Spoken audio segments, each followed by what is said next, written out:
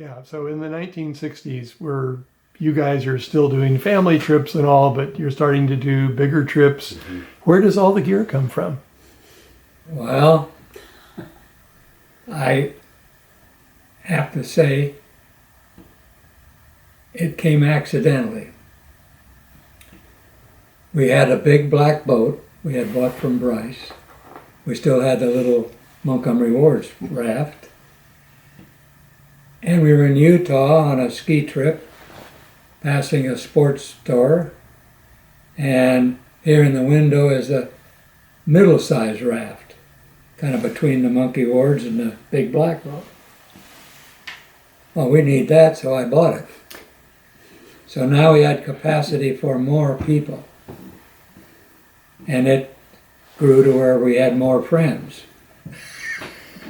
Because friends had friends, and pretty soon everybody wanted to join us. Well, I say everybody, that's river talk, everybody.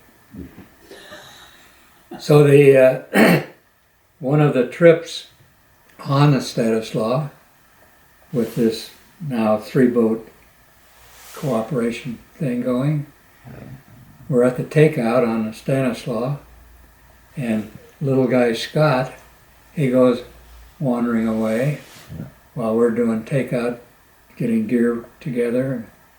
He comes back and he says, "There's a guy over there who has big black boats he wants to sell."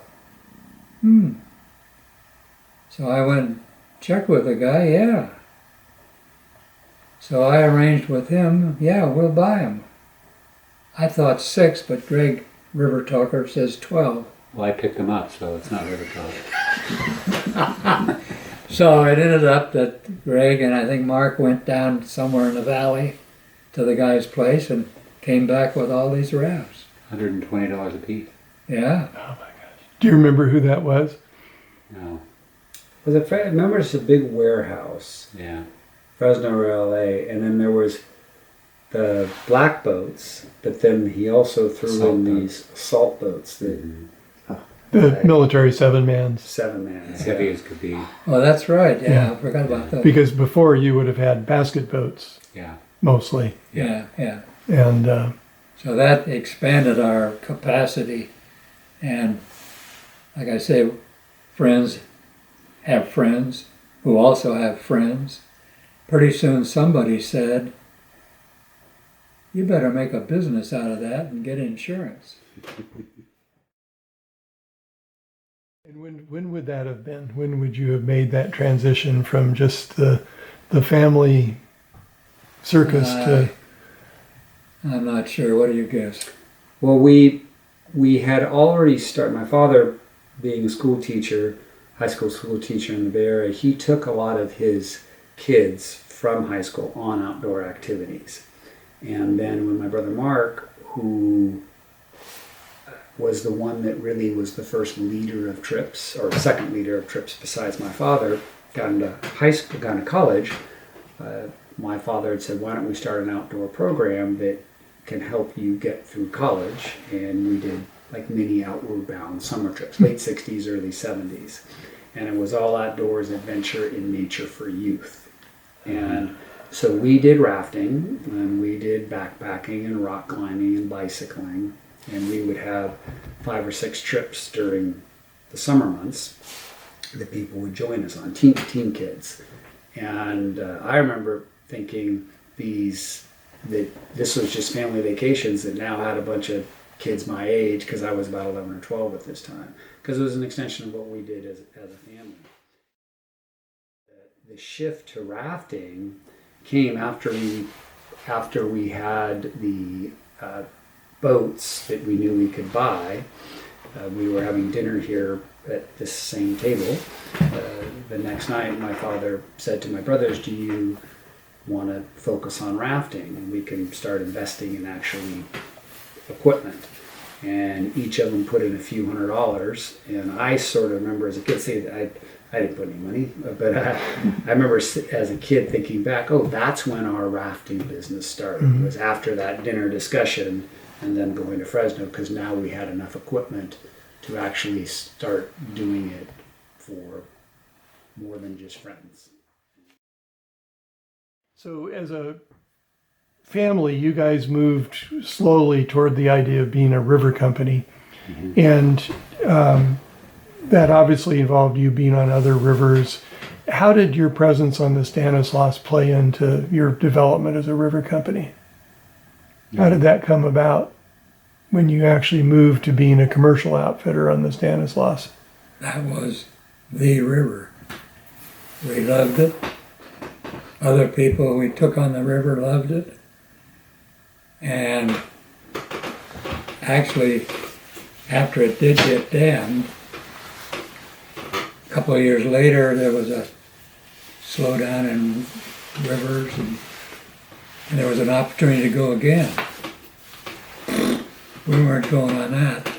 After the river had been flooded Yeah, and was no down. way. Yeah. But we finally gave in and made one trip. But we were so disappointed that things had changed so much. Yeah. Actually, we were pleased with some parts of it. Things had started to grow back a little bit. But we had loved the river, went off to explore other rivers, but our thoughts always went back to the old Stanislaus. Yeah. Yeah, no, I know. As outfitters, you almost didn't get a chance on the Stanislaus, right? Because this is the early 70s. There's many new outfitters coming up, and there's a question of who gets to run the river. How did that work out for you? I love that story.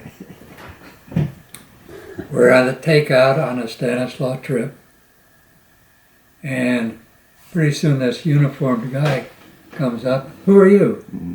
George Armstrong. I mean, what's your company name? All Outdoors. All Outdoors? You guys don't have a permit to be here. What do you mean? You need a permit? Sure, you need a permit. Gave me a phone number for Folsom BLM. So I called Folsom BLM. Yeah, you're supposed to have a permit. I'll give you the guy up there in Folsom. I'll give you a phone number. Call this guy who did get some rafters organized to get permits. So he gave me the phone number, and I phoned. Scott tells me, tell the name, but I won't tell the name of the guy. Off record. Protect the guilty. And the guy says, go find your own river, and hung up. Well, I phoned back to the Folsom BLM. Come on up here. So I go up there, sit down in his office, and he got a letter in his hand, and he says, this letter is to that guy. Tells him, you folks are entitled, because I had already told all of our history being there. The letter says, these folks are entitled to be part of your group of permittees. Get them back in your group. Get them into your group. So I do phone him. He's a little more likable this time. And he says, yeah, okay, we'll get you in. So there is a meeting at the BLM, something to do with us being a permittee, and something about how many trips you can have and people. And so that plus a meeting at Marty Mack's in Sonora of the outfitters. And I'm told, yeah, we're having a meeting, you better be there. So I do show up at Marty Mack's in Sonora at this meeting. And the first thing they do is talk about some old issues. And then pretty soon, we need to have a new election. Somebody says, yeah, it's time for us. Somebody else, I nominate George Armstrong to be president. I can't believe this is that. My name was mentioned. Second, vote. Yay! They were punishing me for getting back in with the group. This would have been in 1972 or 3? Around that era. Yeah, somewhere in there. This is probably Pacific River Outfitters Association, I PROA, forgot what which they would have called been it, the what outfitter we group at called the it, time. so- Oh my gosh. But that was the beginning there. But it was a friendly group, and we did cooperate, sharing shuttles or Absolutely. sharing guides or whatever, trading use dates if you weren't going to use one and somebody else needed it, that kind of thing. How many trips a year were you doing in the early 70s on the Stanislaus as all outdoors? What would you guess? Kind of daily when you were up there, maybe weekends. That was a little later, but I think you were asking about the beginning, right? It just in the early 70s, just as you got going as an outfitter. It was every day. Every day. We were doing trips on a regular, and they were 2-day trips. They weren't 1-day trips. Very rare or 1-day trip. So they're mainly 2 days and some 1 days. But I don't really recall. Do you know how many we were doing? I mean, we were housing everything out of here. I mean, we had all the buses and the food packing was my sister and my mom, and all the equipment was out here in the big shop and garage, and so everything was coming out of here. Guides were met down in Walnut Creek, and then we drive them up and drive them back. And Sometimes we stay at our cabin up there, yeah, sometimes we do that. Mm-hmm. back again. So it was it was a lot. In fact, interestingly enough, our neighbor over there, the Thomases, I remember I'm close friends with them still. And when all this was happening, I asked her the other day, I said, so what did you think about what was going on over there at the Armstrong clan? She goes, I've never seen more productive people just packing and pushing and driving and people, and it was like craziness. So we were doing business, but I don't recall how much. I know when I was managing the Stanislaus in the late 70s, there were trips going on all the time. Well, we also had a very, very good calendar of trips, because when BLM brought us back in to get a permit, they also, you can tell that story of how you got your starts. Allocation. Remember when you were at the meeting with BLM and the outfitters were there and they picked all their dates?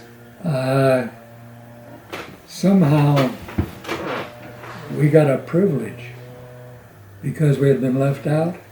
So everybody's picking dates and everybody gets done. Okay, George, you can do whatever you want. So anyhow, I Definitely a stacked on windfall. here, stacked on there. Wow. And so it was a lot of new things were happening. Yeah. And again, at this time, older kids had friends. We had plenty of people to be guides.